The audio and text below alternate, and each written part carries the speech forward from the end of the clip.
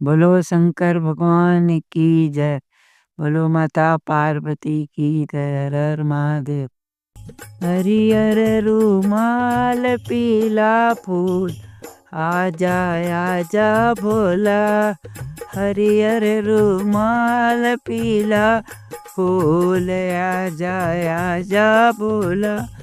कतू तो सिसिया बगिया में आई थी हो।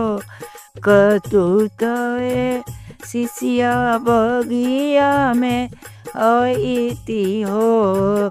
नाही नाही भोला, बगिया में ससुर रखवार।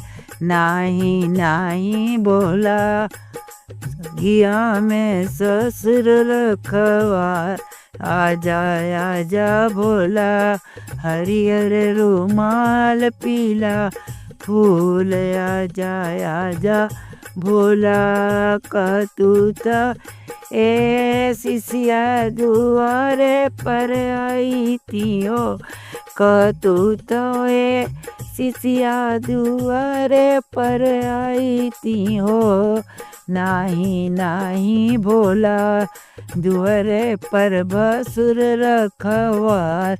नाही नाही भोला, दुआरे पर भसुर रखवार। आजा आजा भोला, हरियर रूमाल पीला फूल।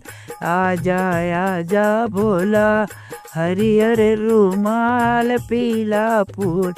कतूत सिसिया गना में आई थी हो। कतूत सिसिया गना में आई थी हो। नाही नाही भोला, अगना में देवर रखवार। नाही नाही भोला, हरियर रूमाल पीला फूल। आजा आजा भोला, हरियर रूमाल पीला फूल। कतूत सिसिया से जिया पर आई थी हो। कतूत सिसिया से जिया पर आई थी हो। नाही नाही भोला, से जिया पे सैया जी हमार। नाही नाही भोला, से जिया पे सैया जी हमार। आजा आजा भोला, हरियर रूमाल पीला फूल।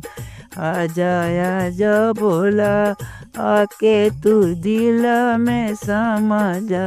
आजा आजा भोला, आके तू दिल में समा जा।